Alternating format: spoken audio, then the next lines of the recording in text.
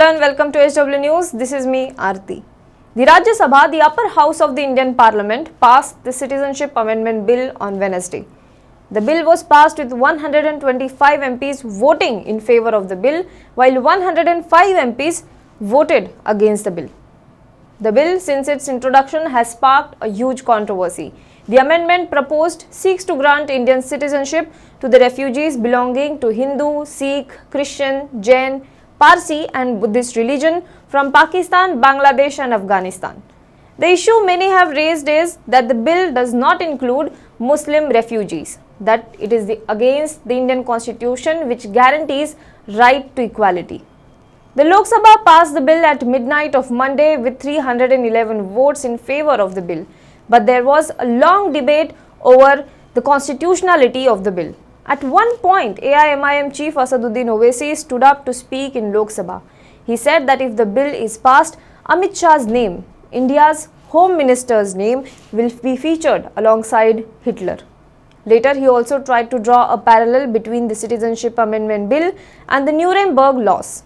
मैं आपसे हाथ जोड़ के अपील कर रहा हूं कि इस मुल्क में ऐसे कानून से बचा लीजिए और आप होम मिनिस्टर को ही बचा लीजिए, वरना क्या होगा कि न्यूरमबर्ग रेस लॉज और इजराइल के सिटीजनशिप एक्ट में होम मिनिस्टर का नाम डेविड बेन गुरियन हिटलर के साथ लिखा जाएगा। आप उसको बचाइए sir.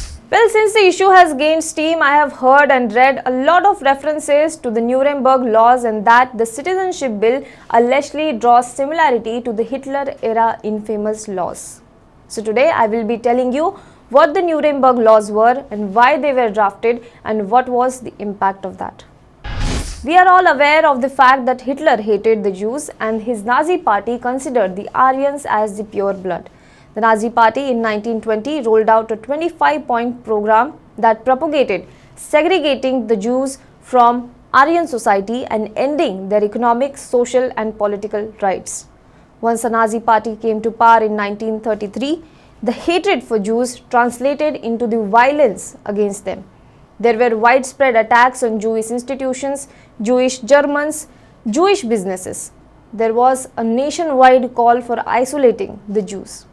In one incident, the military arm of the Nazi Party dragged Jewish workers into the streets where they proceeded to humiliate and degrade them by forcing them to march in public carrying a sign that identified them as Jewish swine, dehumanizing them and equating them with animals to invoke a feeling of disgust. Hitler considered Jews as a problem which was evident from many of his hate speeches. But if they had to implement their objectives on a wider scale, they had to make some changes to the legislation. And thus, the systematic isolation and discrimination of Jews began. It is estimated that nearly 2,000 statutory changes were ordered at all levels from national to provincial to local. Less than a month later, Jews became barred from holding public offices. They were banned from certain forms of employment such as academia, media, banking, farming and public cultural appearances. Jewish employees in Christian homes were fired for fear of their influence on Aryan children. Jewish immigrants were denaturalized and sent to refugee camps. Jewish lawyers were banned from practicing in German courts. The entire society was transformed in the image of an exemplary Nazi and Aryan ideal. As a part of the drive to remove Jewish influence from cultural life, members of the National Socialist Student League removed from libraries any books that were considered un-German and a nationwide book burning was held on 10th May. Violence and economic pressure were used by the Nazi regime to encourage Jews to voluntarily leave the country. Now, it was in this backdrop that the infamous Nuremberg Laws were announced to create an Aryan utopia where the race was superior of all and the citizenship was based on the race. On September 15, 1935, at a party rally in Nuremberg, the Nazis announced two new laws that changed who could be a German citizen. The citizenship law required that all citizens should have German blood. As a result, Jews and others lost their rights to citizenship, which not only stripped them of the rights to vote but also made them stateless. This meant that they could not get a valid passport for travel between countries or acquire a visa to leave Germany. The second law that was called was the Law for Protection of German Blood and Honor. On November 14, 1935, the Nazi government officially defined who was a German and who was a Jew through an additional decree called the First Regulation to the Citizenship Law. However, Judaism is a religion, but the discrimination was not based on religion but on biological identity.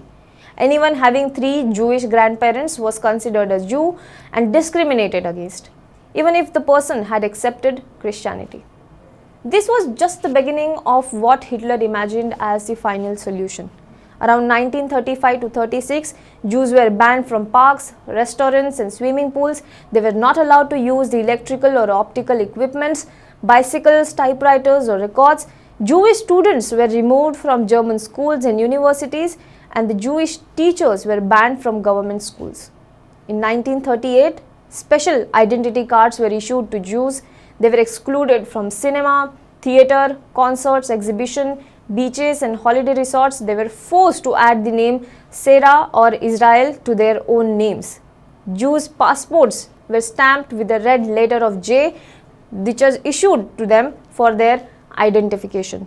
In 1939, many Jews evicted from their homes. Jews' radios were confiscated. They were told to hand over all their gold, silver, diamonds and other valuable to the state without any compensation. There was a curfew imposed on the Jews. In 1940, Jews' telephones were confiscated. Wartime ration cards and clothes were stopped to them. In 1941, Jews were forbidden to use public telephones. They were forbidden to keep pets. They were forbidden to leave the country.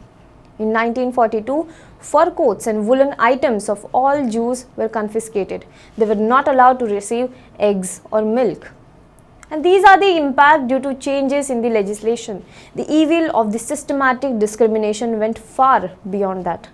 The stateless people, which not only included Jews but all non-Aryans, were put in concentration camps, labor camps. They were tortured and killed in most inhuman way. I'm sure you must have heard about how people were crammed into gas chambers and killed by releasing poisonous gas. Around 6 million Jews were killed in this. Now let's come back to Citizenship Amendment Bill. With President Ramnath Kovind giving Citizenship Amendment Bill a green signal and government announcing their plan of rolling out a nationwide NRC, the opposition leaders are drawing parallels between the two events. In fact, the government says that Citizenship Amendment Bill does not concern the Indian Muslim citizens. They need not be scared. It is the opposition leaders who are creating a fear in the minds of Muslims. But opposition leaders are saying that the Citizenship Amendment Bill cannot be viewed in isolation. It has to be viewed in connection with the NRC, that is National Register of Citizens. The NRC exercise, which recently concluded in Assam, almost 1.9 million people did not make it to the final list out of 3.3 crores people that have applied.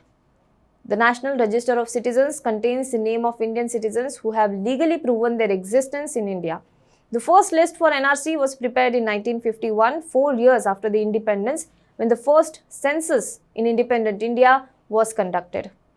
The NRC is now being updated to include the names of those who appeared in the census of 1951.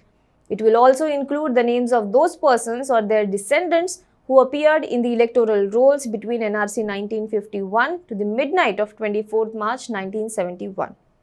However, any other legal admissible document issued up to midnight of 24th March 1971 can also be furnished to prove the presence of individuals in any part of India.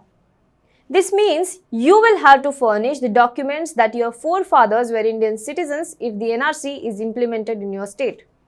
However, the issue comes with the Citizenship Amendment Bill. Many opposition leaders have raised concern that Hindu, Sikh, Christian, Jain, Parsi and Buddhist who are left out of NRC can get Indian citizenship as per the Citizenship Amendment Bill, but not the Muslims. Because as per the CAB, citizenship will be based on the religion of the persons.